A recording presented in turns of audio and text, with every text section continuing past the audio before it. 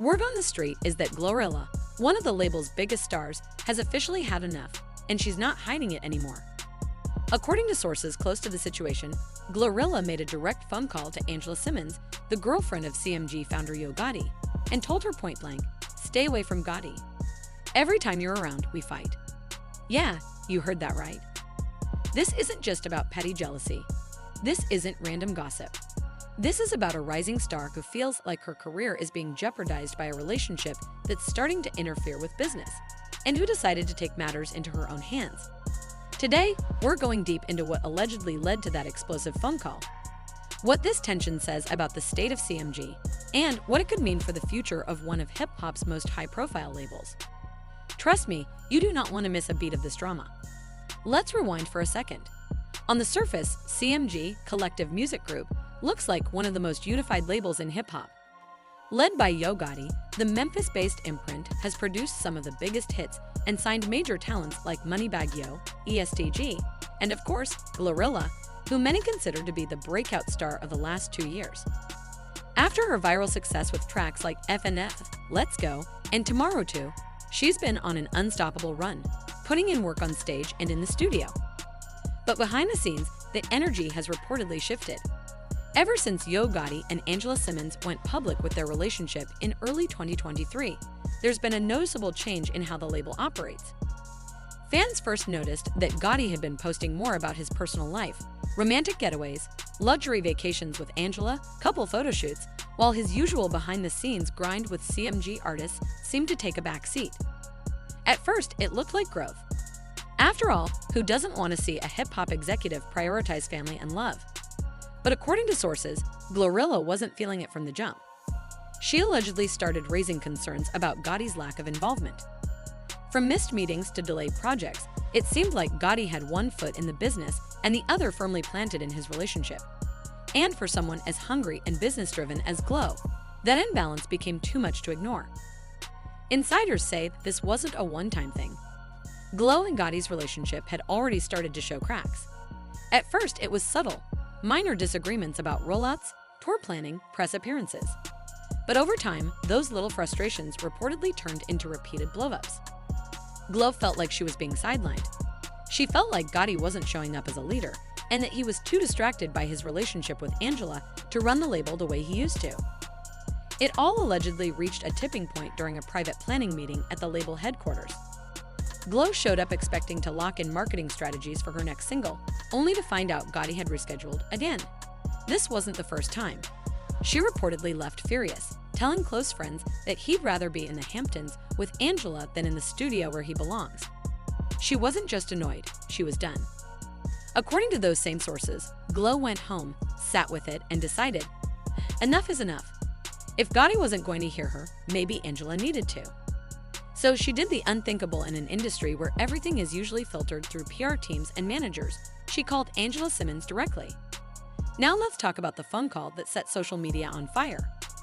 Multiple insiders claim that GloRilla reached out to Angela personally, not through a publicist, not through Gotti, but by calling her directly and saying what everyone else was allegedly too scared to say. The call was short, sharp, and direct. Glo allegedly told Angela, "I need you to stay away from Gotti. Every time you come around, it turns into a fight between us. You're messing up business." Some sources say Glo wasn't rude or disrespectful. She didn't curse, she didn't shout, but the tone was ice cold. She reportedly told Angela that her presence had become a distraction, and that the vibe at CMG had completely shifted ever since the relationship began. Glo allegedly made it clear that she wasn't attacking Angela as a person, but that her influence over Gotti was turning him into someone she no longer respected as a leader. Angela reportedly didn't say much in response. Some sources say she simply hung up. Others say she calmly told Glo that her problem was with Gotti, not her, and that she wasn't going anywhere.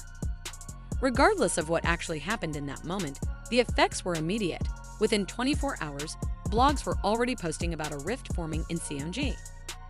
Despite the mounting rumors, no one involved has made a public statement. Not Glo, not Gotti, not Angela. But their silence, it's been deafening. And in the world of hip-hop, where silence is rarely neutral, fans are taking it as confirmation that something major is going down. Angela has been posting cryptic quotes on Instagram. Protect your energy, move in silence. Not everyone deserves a seat at your table.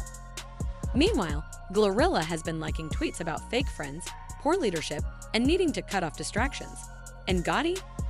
He's gone unusually quiet, with fewer public appearances and no direct engagement with either woman online. All of this has led fans to speculate that the label is in a full-blown internal crisis, with Glo and Gotti barely speaking, and Angela now seen by some as a wedge between CMG's core members.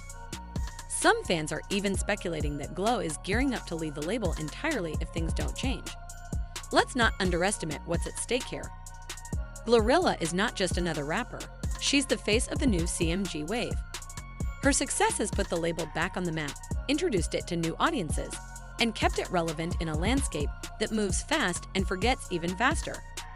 If she walks away from CMG, or even just distances herself from Yo Gotti, it would send shockwaves through the industry. For Gotti, the question becomes, can he lead CMG and be in love at the same time? There's nothing wrong with having a personal life, but in the music business, perception is everything. If other artists feel like they're being overlooked or dismissed, they'll leave. Loyalty only lasts so long when careers are on the line. And then there's Angela. She's caught in the middle of a storm she probably never expected. Whether she truly influenced Gotti's decision-making or not, she's now being painted as the Yoko Ono of CMG. A narrative that may be unfair, but one that's quickly gaining traction. So now I'm turning it over to you. Do you think GloRilla crossed a line by calling Angela directly? Or was she just speaking the truth nobody else had the guts to say? Is Angela actually to blame for the tension between Glo and Gotti? Or is Gotti the one letting the label fall apart? And what about CMG? Can it survive this power struggle, or are we watching a slow-motion collapse from the inside out? Drop your thoughts in the comments below. I want to hear what side y'all are on. Hashtag Team Glo, hashtag Team Angela, or maybe even hashtag Team Bat needs to get together. Be respectful, be real, and definitely be loud. Because this is the kind of drama that shapes careers and changes labels forever. To recap, GloRilla allegedly called Angela Simmons directly, telling her to stay away from Yo Gotti because she's tired of every conversation turning into an argument when Angela's involved. Whether it was out of frustration, loyalty to the label, or sheer exhaustion, one thing is clear, Glo isn't biting her tongue anymore. As for Gotti, he's going to have to make some decisions, quickly, because when the trust of your top artist starts slipping, your whole empire can go with it. Thanks for watching.